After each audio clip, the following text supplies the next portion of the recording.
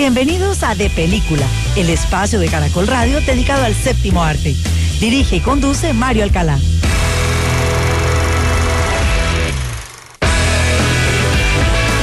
En De Película, el estreno.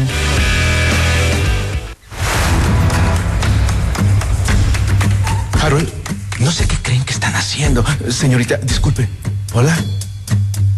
Tienen a un hombre blanco muerto en una caja. Ni siquiera es un ataúd, sin una tapa encima. Es una caja de pino, de madera vieja. ¿Quién creen que se meterá en problemas? Continuamos aquí en De Película de Caracol Radio, la sala de cine que abre más temprano en Colombia en la madrugada de este domingo 16 de octubre del año 2022 y hablamos de las novedades de los estrenos tanto en el streaming, en las plataformas como en la cartelera. Con un largometraje que supuestamente, porque no termina de cuajar en ninguno de los géneros que ataca, maneja los terrenos de la comedia, el drama y la historia, inspirada parte ficción, parte hechos reales del año 2022 y larga, de 2 horas 14 minutos de duración, una producción titulada simplemente como Amsterdam. Necesitamos a alguien que nos ayude a buscar la verdad. Mataron a mi amigo.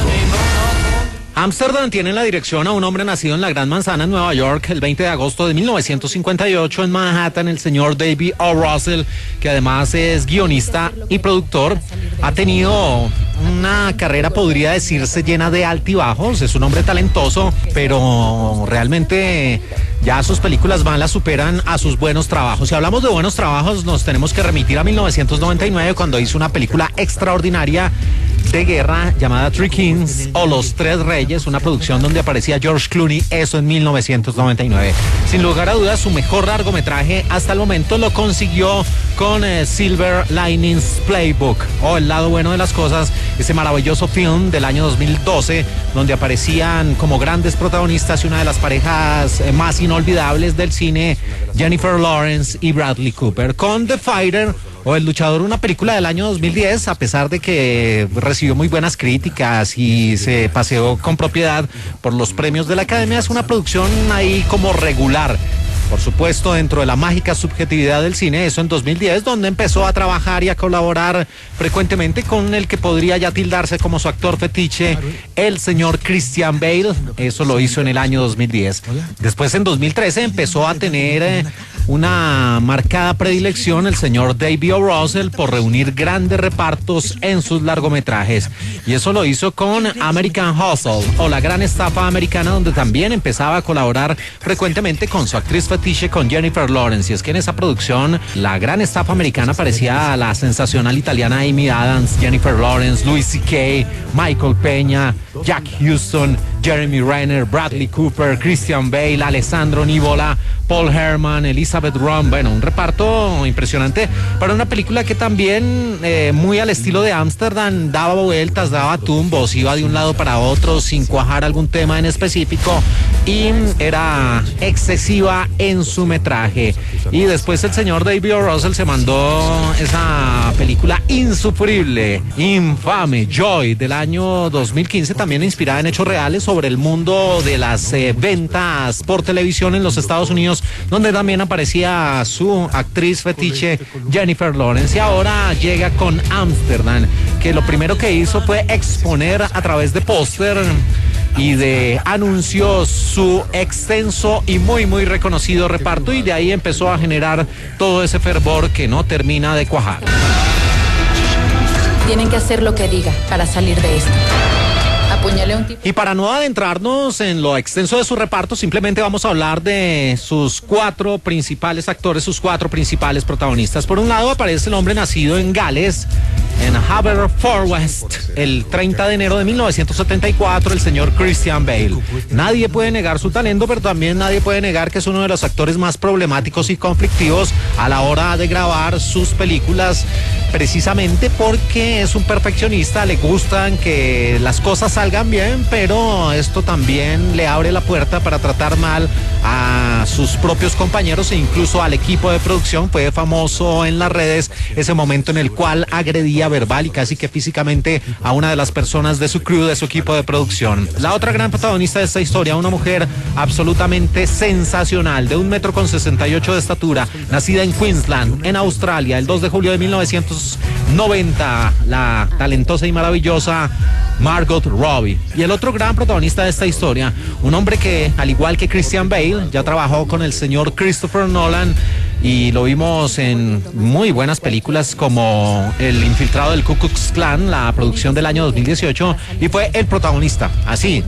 sencillamente como el protagonista en 2020 en la enrevesada, pero muy interesante, Tenet, de Christopher Nolan. Les hablo del señor John David Washington, nacido el 28 de julio de 1984 en Los Ángeles, California, que sí, viene de una familia de actores que tenían que sacar los genes de su padre. Y el otro gran personaje de esta historia, dentro de ese extenso y maravilloso reparto, es Bob De Niro. Sí, el gran Travis Bickle, el mismísimo Jake LaMotta, el famoso Max Cady, el famoso Johnny Boy de Mean Streets, sí, el señor Robert De Niro, su majestad, en palabras mayúsculas, en letras mayúsculas, el neoyorquino nacido el 17 de agosto de 1943, que sigue dando de qué hablar y sigue haciendo lo que mejor sabe, y es actuar. Es una larga historia, pero con ustedes será pan comido. Estos son tiempos peligrosos. Sé cuidadoso. Estoy por hacer algo que me costará la vida. Bueno, y el reparto es complementado y que aparecía en varios póster o anuncios por actores de la talla de Andrea Riseborough, que estuvo en la película Oblivion, la preciosa, hermosa, Dios mío, qué mujer, Anya Taylor-Joy, de la serie sobre el ajedrez de Netflix, y que también la vimos en Emma, la hemos visto en Morgan, en Los Nuevos Mutantes, en La Bruja, en Queen's Gambit. Anya Taylor-Joy, maravillosa. También Chris Rock, Michael Shannon, Mike Myers, Timothy Olyphant, Zoe Saldana, Rami Malek, sí, ese malogrado villano de No Time to Die, la más reciente entrega de James Bond, Bonnie Hellman, y la sensacional artista, aunque de verdad pues a ella le va muy bien en las listas, en Billboard, en Spotify, en sus conciertos, y es una mujer altísima y súper talentosa y conservadora y de ensueño, Taylor Swift, pero su paso por el cine ha sido un completo desastre, porque las películas recientes en las que ha participado, Cats, fue un desastre tanto en la crítica como en la taquilla, y ahora con Amsterdam, donde interpreta a Liz Meckins, la hija del hombre que resulta siendo asesinado en extrañas circunstancias, pues tampoco es que le funcione muy bien a Taylor Swift. Parece que lo de ella definitivamente es la música y no el cine. Una enfermera se encontraron en Ámsterdam. Ámsterdam, de ahí recibe el nombre esta película y tiene que ver con esa maravillosa ciudad en los Países Bajos, esa ciudad llena de ferries, de bicicletas, de lugares de ensueño y del famoso Barrio Rojo, pero estamos hablando de la actualidad y no de la época en que se desarrolla esta historia, que está ambientada en los años 30 y sigue la vida de tres amigos que por esos avatares del destino y especialmente por la Gran Guerra o la Primera Guerra Mundial terminaron encontrándose. Por un lado, Burt Berensen, un hombre que hacía parte de una familia media alta y que estaba comprometido sentimentalmente con Beatrice Van de Hovel, el rol a cargo de Andrea Riseborough. Ellos hasta cierto punto pues tenían su vida prácticamente definida. Él iba a entrar a trabajar a la empresa del padre de su esposa, pero allí la propia familia de esta mujer ve la forma de deshacerse de él porque no le veían un buen futuro, entonces le dicen que lo mejor que puede hacer es alistarse para irse a la guerra. Aunque él se desempeñaba como médico, lo casi que obligan para que se ponga el uniforme y termina allá en la Gran Guerra en Europa, cruzando los mares, cruzando el Atlántico. Y allí va a conocer a Harold Woodman, el rol a cargo de John David Washington, un hombre que se desempeña como abogado y que empieza a desarrollar una amistad estrecha, muy, muy fuerte con Burt Berenson, y ellos dos comulgan varias situaciones, comulgan las mismas ideologías, y además de esto, el mismo Burt, el rol a cargo de Christian Bale, se convierte en un defensor a ultranza de los derechos civiles y sobre todo evita que en su regimiento, su compañía, no se presenten situaciones de racismo. Ellos en medio de la batalla y por el fuego enemigo y con fuertes cargas de metralla terminan en un hospital, y allí van a conocer a ese tercer personaje que van a conformar prácticamente los triamigos. El rol a cargo de Margot Robbie, que interpreta a Valerie Bowes, una preciosa, talentosa y abnegada enfermera que los cura y los lleva de la mejor forma. Ellos, cuando ya a punto de terminar la guerra, firman ese pacto que aparece en varias de las escenas del tráiler de esta película Amsterdam, y dicen que vamos a hacer un pacto de amistad y a partir de ese momento nos vamos a defender pase lo que pase. Y allí ellos, ya cuando regresan a su natal América, después de haber empuñado las armas, después de haber salvado sus vidas, van a ver cómo esos héroes de guerra terminan siendo extraños en su propia tierra, y la guerra, por supuesto, deja esas secuelas, y una de ellas es la que le sucede al personaje de Burt Berenson, interpretado por Christian Bale, que en el campo de batalla pierde uno de sus ojos y allí trata de usar uno postizo, pero al ver la situación de varios de esos veteranos de guerra que perdieron brazos, piernas, partes de su cuerpo, y que incluso sus rostros, sus caras se vieron estropeadas y que prácticamente se convirtieron en monstruos, él se solidariza con ellos, y la mejor forma de hacerlo es a través de su arte, de su carrera, de sus estudios de la medicina, y empieza a construir una suerte de prótesis muy hechizas. Es que estamos hablando de los años 30, donde las personas, pues a través de estas prótesis, por lo menos se sienten confiadas ante la sociedad. E incluso él también usa un ojo de cristal, un ojo de vidrio, que durante varias escenas se hace énfasis en este asunto. Pero todo cambia en el momento en que estos dos hombres son abordados por un personaje misterioso llamado Liz Mickens, el rol a cargo de Taylor Swift, una mujer que les dice que por favor la ayuden a investigar porque su padre, un hombre que supuestamente no tenía enemigos y que era un gran empresario y que era un gran americano, ha resultado muerto, y le llega prácticamente con el cadáver en medio de una caja, que también aparece en varias de las escenas del tráiler de esta película, y les dice: mire, lo que necesito es que me ayuden a averiguar qué le pasó a mi padre. Pero el problema es que las autoridades no quieren que se descubra la verdad, y por eso ustedes tienen muy poco tiempo, y allí ellos tienen que correr contra el reloj, porque ese cuerpo apenas está a lo largo de 2 horas en su poder para poder realizar una autopsia y determinar la causa exacta de su muerte. Pero cuando se está empezando a desarrollar uno de los hilos argumentales de esta película, Liz Mickens resulta siendo muerta. Los principales sospechosos resultan siendo Burt y Harold. Van a tener que escapar, no confiar en nadie, ser perseguidos por un par de agentes secretos, donde aparecen los roles de Matthias Schoenaerts y el mismo Alessandro Nivola, que hacen parte de las agencias de inteligencia del gobierno, y todo esto se irá encaminado a descubrir uno de los complots más escandalosos en la historia de los Estados Unidos, donde los tentáculos del racismo, donde incluso los supuestamente buenos americanos, los ultraderechistas de raza blanca, querían hacerse con el control del país y querían poner un chivo expiatorio que prácticamente instaurara otro tipo de gobierno en los Estados Unidos. Y allí aparece el otro gran personaje de esta historia, el general Gil Jallenbeck, el rol a cargo de Robert De Niro, un hombre que se ha convertido en una figura pública, que se ha convertido en la voz de los que no tienen voz, de esos veteranos de guerra que no han sido bien tratados al regreso a su país, y que aboga porque a estas personas se les brinden los cuidados necesarios para que retomen sus vidas y que para por lo menos no se conviertan en unos esperpentos de la sociedad. Y todo esto, insisto, va encaminado a descubrir ese famoso complot, uno de los más escandalosos en la historia de los Estados Unidos, donde a través de un títere que iba a ser supuestamente el general Jallenbeck, se quería cambiar la forma de gobierno y la forma de el poder en los Estados Unidos. El cucú está en el nido y el cucú está por ser atrapado. Cucú.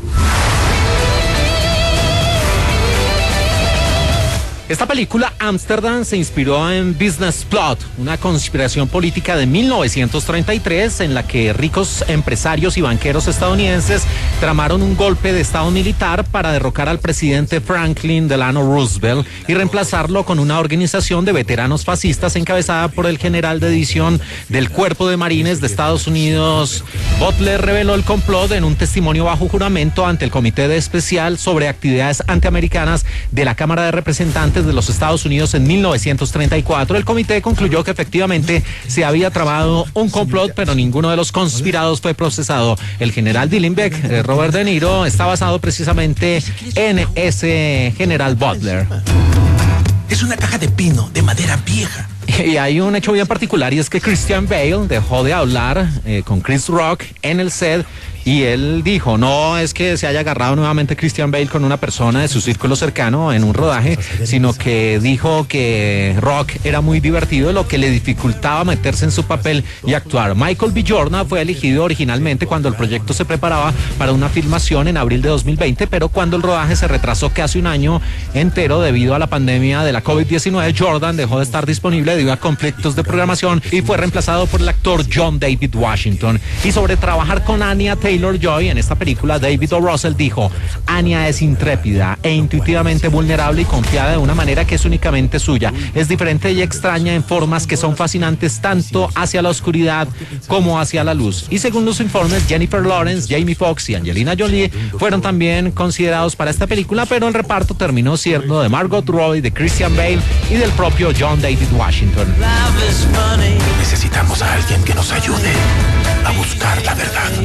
Bueno, y ya pasando a la historia de Ámsterdam, aquí encontramos de nuevo ese tipo de producciones que prácticamente se diseñan para competir en tiempo de premios de la Academia y principalmente, por supuesto, los Oscar. Pero de ahí a que esta sea una producción que se haya preocupado por lo vital, por lo más importante, por el núcleo, por la columna vertebral de su guión, muy, muy lejos. Porque si bien el tema resultaba siendo interesante, y es que en la historia de los Estados Unidos siempre se han cocinado tras bambalinas el tema de la forma como cambiar el gobierno, el poder, el manejo del poder en el interior de la Unión Americana, pues aquí el propio guionista David O. Russell toma esta historia y él creyó simplemente que plagándola de un reparto muy a su estilo, y es que por eso les decía minutos atrás que se ha convertido en uno de estos directores que se preocupa más por reunir una gran cantidad de talento y por llamar la atención a través de lo experimentado y lo conocido que es su reparto, pero se olvida de un aspecto fundamental y es el guión. En esta película el guión realmente no tiene un norte, no tiene un principio ni tampoco un fin, aunque se trata de dar una gran sorpresa en su parte final, en su tramo final, con ese complot que es bien conocido históricamente, pues cómo se aborda y la forma como se llega realmente no es la indicada y no genera un tipo de cuestionamiento en el público, en las audiencias que quiera meterse de lleno en la película, y mucho menos lo hace extendiéndola en diálogos completamente intrascendentes, que lo que hace es sumarle minutos al metraje y lo que hace es causar el efecto contrario y que la película se sienta en varios momentos extensa, demasiado larga, insufrible. A esto se le suma que también tratando de utilizar esos recursos de edición, de querer contar ciertas situaciones de los protagonistas a manera de flashback, lo que hace es que el público se pierda en la historia. Tal vez le hubiera funcionado mejor de manera lineal cuando se conocen los personajes y no ya cuando están avanzadas las situaciones, volver al pasado a mostrar esas situaciones de guerra y allí tocar temas como el racismo, como los derechos civiles, como la participación de los afroamericanos, de los soldados afroamericanos de los Estados Unidos en los frentes de batalla principalmente, incluso haciéndolos pasar por franceses para decir que no eran americanos. Cuando se habla de que es una película de drama y de comedia, tampoco en estas situaciones se insiste David Russell en hablar de la situación de discapacidad de sus personajes, especialmente el interpretado por Christian Bale, donde es Bort Berensen. Allí se hace uso excesivo de la misma escena, de la misma situación que tiene que ver con su ojo, y ya está bien una vez, dos veces, pero cuando se vuelve repetitiva la misma escena no causa ningún tipo de gracia, sino por el contrario se convierte en algo exasperante. A esto se le suma también que otros personajes resultan siendo risibles, sobreactuados, histriónicos, como los interpretados por Alessandro Nivola y Mike Myers, que se ha caracterizado ya en hacer papeles donde lo único que brilla en él es su maquillaje, para nada su talento, y que trata de evocar tiempos del pasado donde era un hombre divertido, como la canción, como el merengue, pero que ya eso tampoco funciona. Bueno, también está bien que la película se llame Ámsterdam y que los protagonistas hagan énfasis en que esa fue la ciudad en la cual firmaron ese pacto, pero de ahí en adelante a que cada vez que puedan repitan y repitan Ámsterdam, Ámsterdam, Ámsterdam, pareciera que el gobierno o las autoridades o los dirigentes de Ámsterdam hubieran pagado esta película y hubieran exigido que cada cierto tiempo durante el metraje se nombrara a esta ciudad, porque de resto no hay una lógica, algo que explique de manera clara por qué insisten tanto los personajes en nombrar a esta ciudad. Ya sabemos que la película se llama Ámsterdam, es suficiente. Realmente lo único valorable es la dirección artística de esta producción, que sí se esmeró en esos aspectos, especialmente recreando la parte de esa gran guerra, de la Primera Guerra Mundial, y los años 30 tal vez es lo único valorable. Y los actores pues hacen lo que pueden, algunos resultan siendo completamente sobreactuados, otros apenas hacen lo necesario, lo justo, pero ya en resumen, reuniendo todos los factores de esta película, pues encontramos una gran decepción, una producción que venía precedida de las mejores expectativas, pero insisto, se trata de el tipo de largometrajes que apela a lo conocido y a lo extenso de su reparto, y de ahí en adelante pues trata de ganar sobre este punto, pero se olvida de algo tan importante como es un buen guión, un guión sólido, un guión que haga los cuestionamientos necesarios, que involucre al público, que tenga puntos de giro, que tenga giros argumentales, que llegue, que se meta en la psiquis de las audiencias. Y no, aquí lo único que vemos es una sucesión casi que interminable de imágenes para llegar a un punto que se nota desde el principio que va a ser así. Así que una de las grandes decepciones de este 2022 se trata de Ámsterdam. No se deje llevar porque se trata de un gran reparto, porque esto apenas es un decorado que tiene esta película. Pasiones de Zurich. Elimina todos los dolores. Tipos como yo tenemos que recurrir a la bebida y a la morfina, y eso lleva a la adicción. No, pero qué rápido. Es muy avanzado.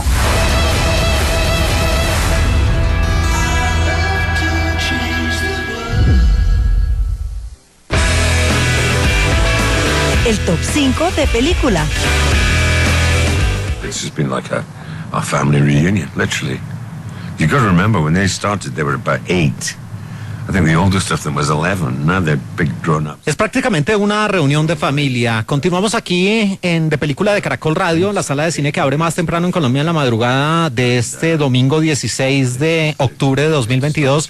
Y llegamos a nuestro top 5 de la semana, que se lo dedicamos a un actor que infortunadamente falleció esta semana que termina. Había nacido el 30 de marzo de 1950 en Rutherglen, Escocia, en el Reino Unido, y murió el 14 de octubre de 2022, de este 2022, en Larver, Escocia, por complicados problemas de salud. De 1,85 m de estatura, nacido y bautizado bajo el nombre de Antonio Robert Macmillan, pero que el mundo del cine, de la televisión y del teatro conoció como Robbie Coltrane, el famoso Hagrid, el hombre que lo escuchamos aquí en esa reunión del 20 aniversario de Harry Potter en Return to Hogwarts, o Regreso a Hogwarts. Y aquí en De Película de Caracol Radio, como siempre, como hicimos ayer con Angela Lansbury, recordamos a través de los sonidos, de las anécdotas y de los largometrajes a este gran actor Robbie Coltrane en un top 5.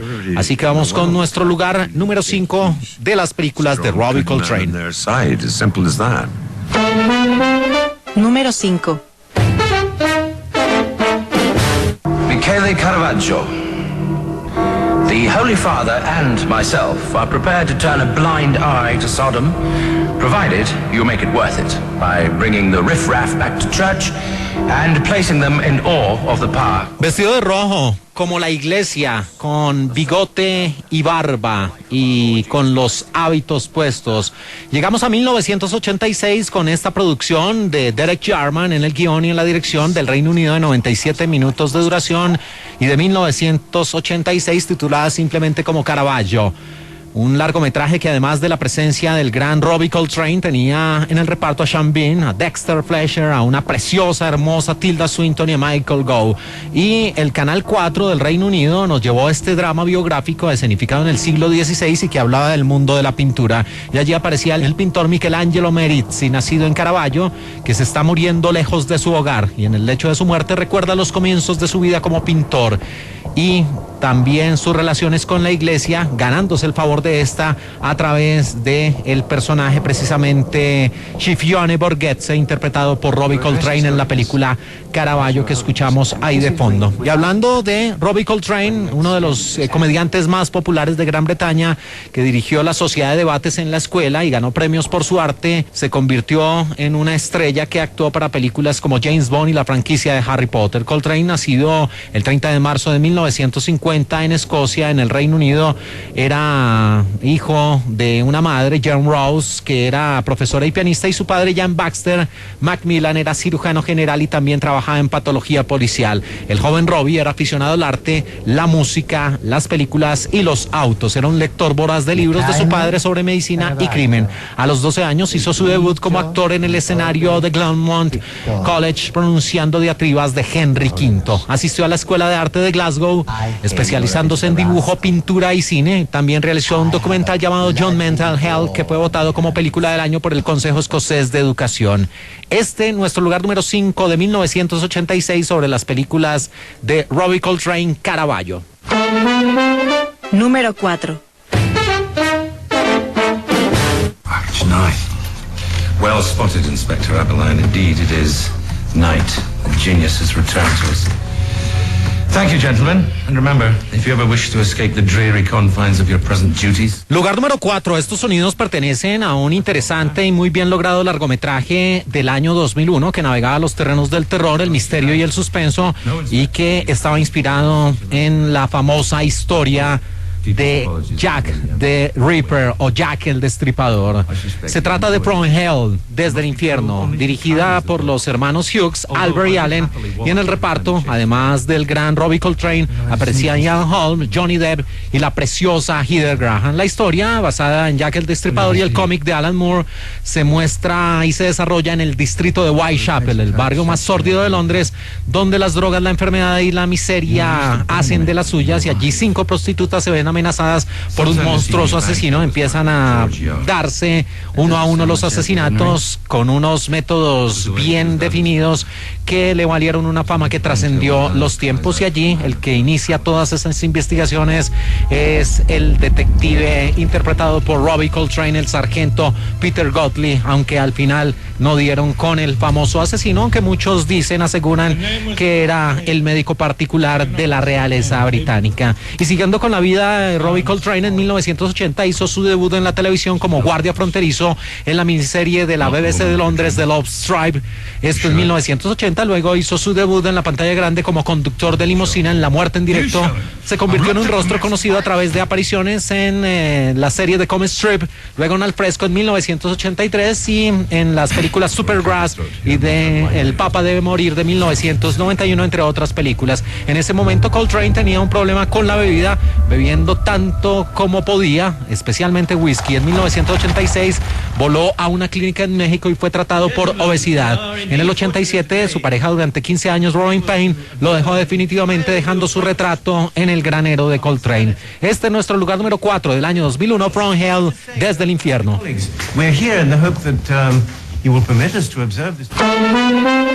Número 3.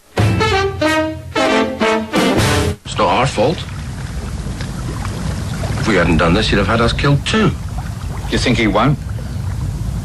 I'm very depressed. I think I'll go and lose some money. Lugar número 3 en nuestro top 5, recordando a Robbie Coltrane, con una muy divertida comedia que tenía también elementos del cine de crimen.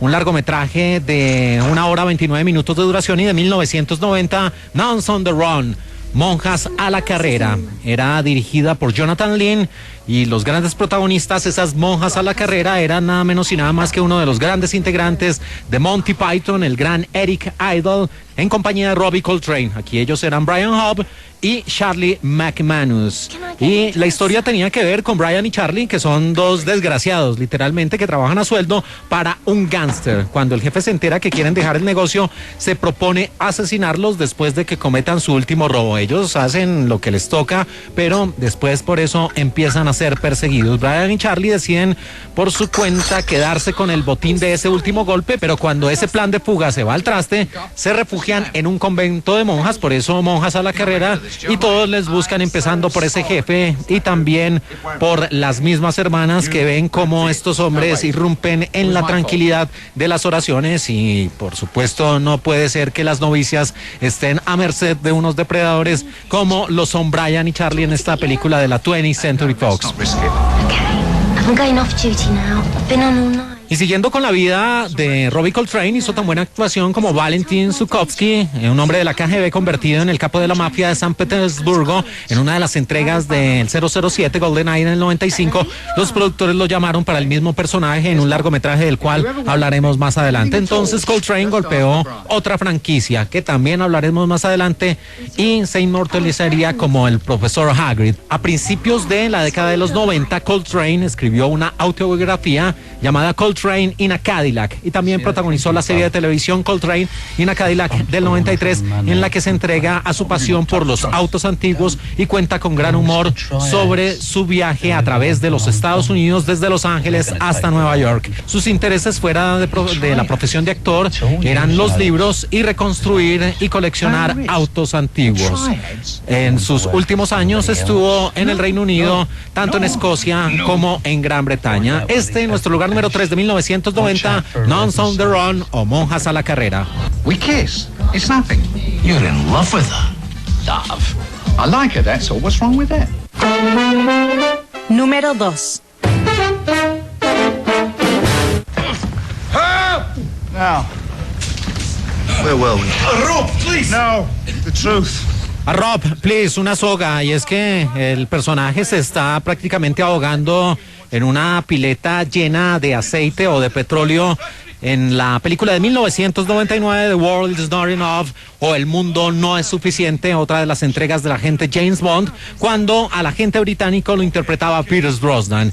En este film, donde aparecían dos de las mujeres Bond más hermosas, ay Dios mío, Sophie Marceau y también Denise Richards. El reparto lo complementaban Robert Carlyle, por supuesto Pierce Brosnan era el agente 007 y Robert Coltrane interpretaba a ese agente de la KGB, Valentin Zukovsky, que le fue también en GoldenEye, que repitió en esta entrega del Mundo No Es Suficiente. Una producción de 128 minutos del Reino Unido, que tras la muerte del magnate británico del petróleo Sir Robert King en un atentado en el cuartel general del MI6, su hija Electra, que era Sophie Marceau, hereda sus fabulosos yacimientos, y ahí se viene un complot donde aparece el villano de turno, el villano Bond, interpretado por Robert Carlyle, que era un hombre que tenía los días contados y que estaba enamorado profundamente de esa zarina del petróleo. Y más de Robbie Coltrane, graduado de la Escuela de Cine de Arte de Glasgow, donde se especializó en dibujo, pintura y cine.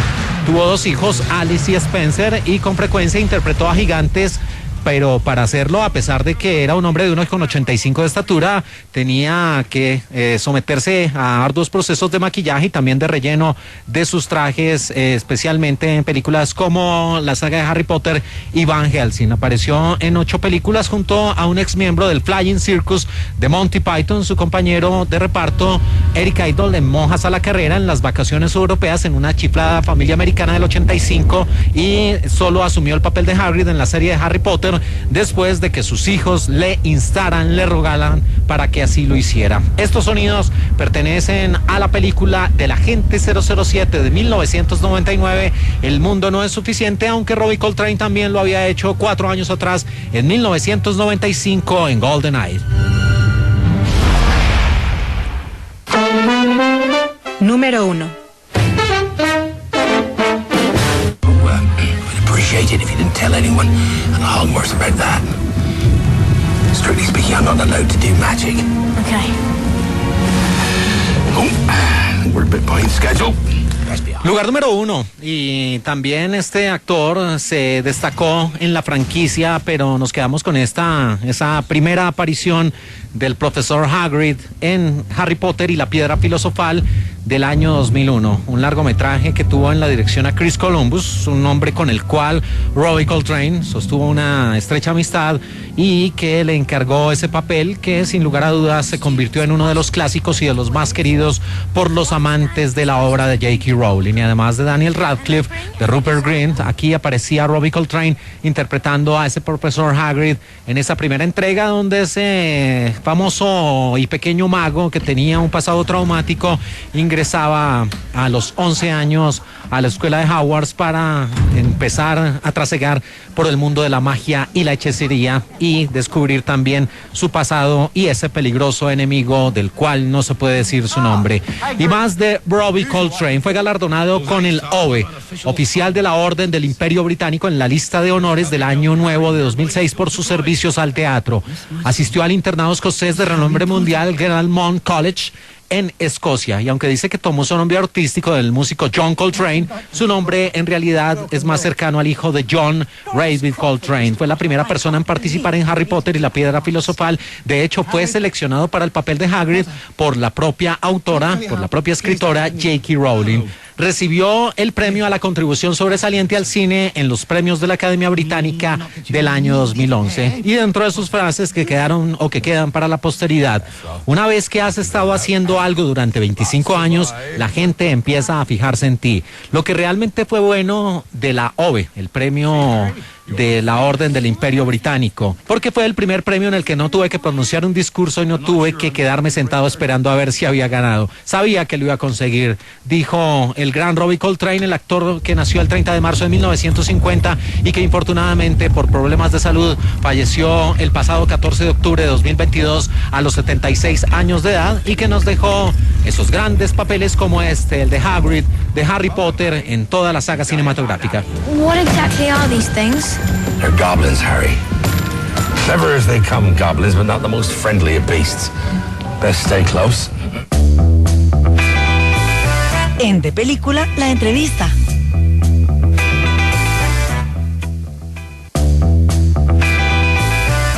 Seguimos aquí en De Película de Caracol Radio, la sala de cine que abre más temprano en Colombia en la madrugada de este domingo 16 de octubre. Llegamos a la entrevista de la semana, que son varias entrevistas, y de nuevo aquí está nuestro gran compañero y amigo don Ricardo Bedoya Arias, el hombre del cine nacional, el hombre del cine colombiano, que habló con los protagonistas y con la directora, con Laura Mora, de un largometraje que, aunque suene a frase de cajón, sí hace historia, e hizo historia, ganando nada menos y nada más que en el Festival Internacional de Cine de San Sebastián el premio máximo. Se trata de Los Reyes del Mundo, una historia acerca de esos marginados en una de las grandes ciudades de nuestro país. Así que aquí está Ricardo Bedoya Arias con el equipo, con la gente de Los Reyes del Mundo.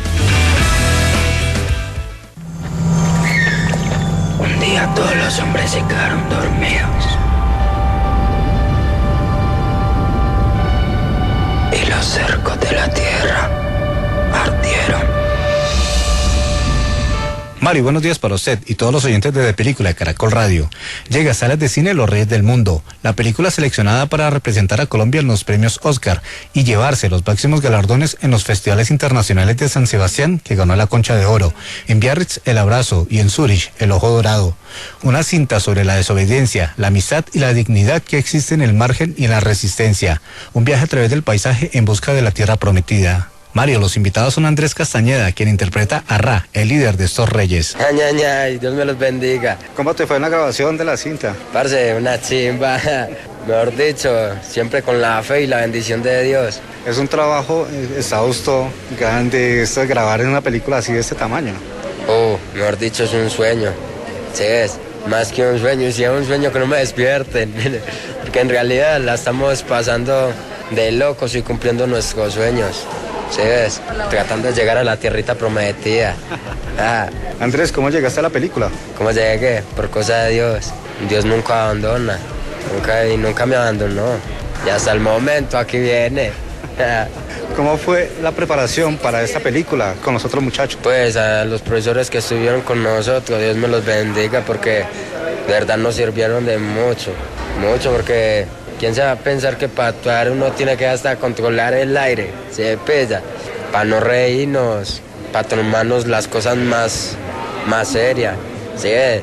Y no solo en pensar en uno, sino en que el trabajo no solo va por parte de uno, sino de parte de todos. ¿Sí? Entonces le enseñan a uno no solo pensar en uno, sino en pensar en todo el grupo, toda producción, en la directora. ¿Sí? Entonces es muy bonito. Dios me los bendiga. ¿Cómo fue grabar en carretera con estas bicicletas a toda y que uno nomás viéndolos en la pantalla uno se le mueren los gusanos? Bueno, es algo muy bonito, ¿sí es? Porque es el diario de nosotros, el día a día, ¿sí es? Entonces muy bonito uno llevar con lo que uno creció, ¿sí es? Con lo que uno creció y más llevarlo al público y que a la gente le guste y que se escalofríen, como decís, viendo lo que uno hace, ¿sí es? Porque para nosotros eso es llevar más que el diario, sino como llevar a tocar corazones, congelarlos, como se dice, ¿sí es? Entonces es algo muy bonito y que la gente comprenda y ojalá entendieran del que el Gravity no es malo. Andrés, háblanos un poquito sobre cómo sentiste cuando escuchaste eso te lo han preguntado a todo el mundo cuando ya ganaron el premio en San Sebastián en la Concha de Oro. Es un premio de los más grandes que ha recibido el cine colombiano. Pues yo no sabía que era la primera concha que entraba a Colombia, así es, pero no tanto eso, sino de que cuando la recibimos, eso fue un momento de locos, pero muy de locos, porque conforme yo veía que entregaban premios, yo miraba a Laurita y yo, bueno, ¿y nosotros qué? ¿Qué pasó con los Reyes? Cuando ya llegó el momento del último premio, cuando dijeron que era la Concha de Oro, y ya, faltamos nosotros. Cuando nos vino el man de la cámara corriendo y se nos hizo a un lado, hacia el frentecito, yo cuando empezó a apuntarnos, y yo, no, sí será. Cuando el man del jurado, el que decía toda la cuestión, hizo una bromita y empezó a mirarnos. Yo, ay, güey, madre, nos la ganamos. Cuando iba a decir ya los Reyes del Mundo, ya estaba saltando. Donde no hubiera dicho los Reyes, que oso hubiera hecho, pero no, salimos ganadores y ahora sí somos los Reyes. Andrés, entonces finalmente, invita a los oyentes de Caracol Radio a que no se pierdan los Reyes del Mundo. Ay, que nos apoyen de corazón, ¿por qué? Que a la final, como digo, todos somos los Reyes del Mundo. Y si en realidad se sienten identificados, pues de corazón le doy las gracias, porque la hicimos de todo corazón, ¿sí ve? Y después del 13 de octubre, en todas las salas del país. ¿Y qué? Que iban los Reyes del Mundo. Otros dos protagonistas se presentan en Caracol Radio. Yo muy bien, gracias a Dios. Mi nombre es Brian Steven Acevedo Carvajal y yo interpreto el papel de Winnie. Mi nombre es Cristian David Campaña Mosquera y mi personaje es Nano. ¿Cómo les fue con la película? Me imagino que se la gozaron mucho. Mi hermano, contento mi hermano, porque es una bendición de Dios. Nada más esto, es una película que ha recorrido diferentes certámenes y que ha gustado mucho por todo lado. No, la gozamos hoy con toda la mejor energía y con esas mujeres tan bellas. ¿Cómo fue la grabación de la película? Pues mi hermano, la grabación fue, entre todos, como entre familia, manito y sabe, ayudándonos entre todos. Eso es un dicho que tienen entre todos ustedes, manito. Sí, mi hermano, manito y sin palabras. Y más que todo, la energía es una sola. La humildad de todo, mi vieja. Amén. Exactamente, es una película muy bien hecha, muy bien trabajada. ¿Y ustedes cómo se prepararon? Pues mi hermano, la verdad, nos fuimos preparando con la ayuda de Karel y Ana Sofía, que fueron las directoras de casting. ¿Cómo te preparaste? Igual. Personajes como actores naturales. Sin palabras, para Sarita y para Karel nos enseñaron demasiado. ¿Han viajado también? ¿Han recorrido el mundo con esa película? Mi hermano, la verdad sí, porque nunca habíamos salido ni del país ni nos habíamos montado en un avión. Entonces, mi hermanito, muy contentos, hermanito, porque no conocíamos nada de las cosas que hemos vivido. Estamos comenzando a vivir. Y ya con esa película ya les está abriendo muchas puertas. Sí, pero sí. La idea también es comenzar a estudiar porque no estamos estudiando. lo muy importante, que estudien y que sigan, porque hicieron un buen papel, la actuación es muy buen aliado. Obvio, mi hermano, hay que terminar el estudio porque el estudio es lo único que le puede ayudar a uno a salir adelante. Sí, oportunidades y todo, pero el estudio lo es todo. Exactamente, que aprovechen todo lo que llegue, todo lo que les llegue, recojan todos estos frutos que se están dando. Sí, señor, usted lo dijo. Entonces inviten a los oyentes de Caracol Radio que no se pierdan Los Reyes del Mundo. Los invitamos a que no se pierdan Los Reyes del Mundo, la película que hemos hecho con toda la moral del mundo y todas las energías. No, el 13 de octubre para que nos veamos. Muchas gracias. Eso, mi hermano, y lo bendiga a usted también. Finalizamos con Laura Mora, directora de Los Reyes del Mundo. Hola, muchas gracias por el espacio y por venir a verla. Pues después de rodar Matar a Jesús en el 2016 hice un viaje de Medellín a la costa. Los que somos de Medellín hemos atravesado ese Bajo Cauca muchísimas veces y ahí empecé como a tener un montón de imágenes que se me vinieron a la cabeza, quizás por haber ya terminado de hacer esa película como tan personal, como que me pude dar muchas libertades y empecé como a tener imágenes como estos chicos atravesando el paisaje, muchas preguntas sobre la tenencia de la tierra, sobre esa búsqueda de un lugar en el mundo que es una búsqueda tan humana, y escribí unas notas en mi cuaderno y escribí la frase "Somos los reyes del mundo", y ahí empecé a escribir con un asesor de guión maravilloso que es Manuel Villa. Luego entró María Camila Arias, traída por Cristina.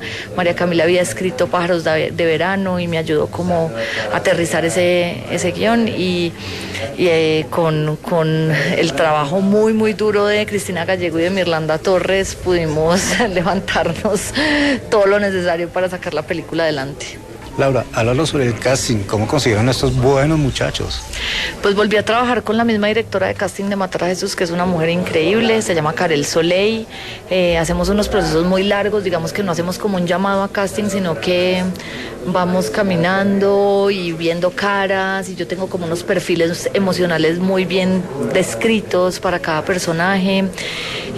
A todos los encontramos de maneras muy distintas, se atravesó la pandemia, uno tuvo que volverlos a buscar, y luego cuando consolidamos el grupo fue como ellos, que son increíbles, que lo dieron todo su amor, la disciplina, se entregaron a esos ensayos larguísimos que hacían. Ellos no conocen el guión, trabajamos de una manera muy libre, y creo que fue a punta de mucho amor de lado y lado, mucho respeto y mucha confianza que logramos que estos chicos sean lo que son.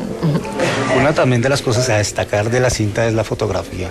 Felicitaciones a tu director de fotos, es excelente, y además una escena que me impactó, voy a entrar en spoilers porque es una escena que me impactó mucho, es esta carrera en bicicletas detrás de los camiones. Sí, pues el director de fotos David Gallego, que es impresionante, gran amigo y colega, que es también el director de foto del Abrazo de la Serpiente y de Pájaros de Verano. Chula realmente, como le decimos cariñosamente, tiene una manera de abordar la imagen impresionante, y creo que los dos nos complementamos muchísimo. Esa escena de las bicis y de los camiones, la de los camiones fue el primer día de rodaje.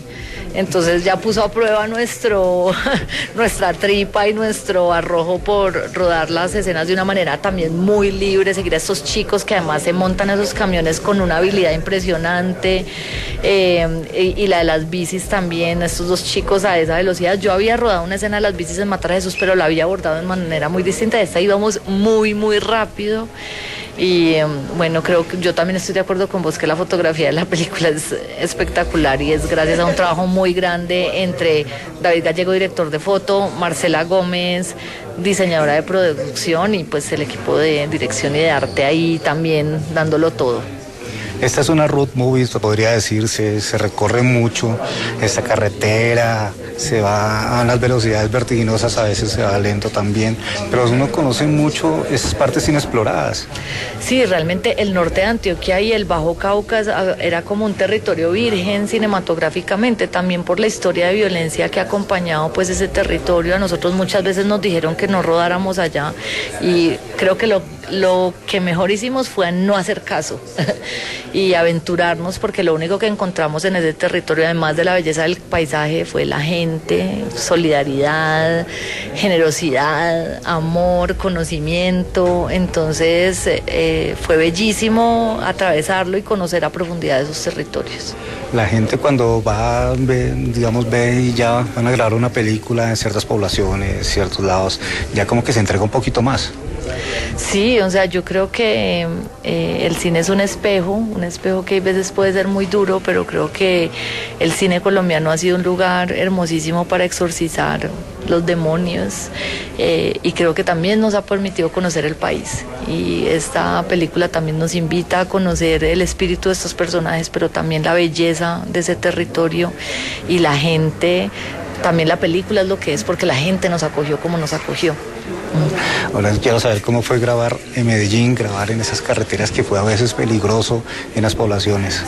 No, pues una locura. Yo tengo como esta imagen, siempre digo que cada día de rodaje fue como un milagro, entonces tengo como esta imagen de una puerta que se va cerrando y nosotros como que al final nos colábamos, como que al final ocurría el milagro.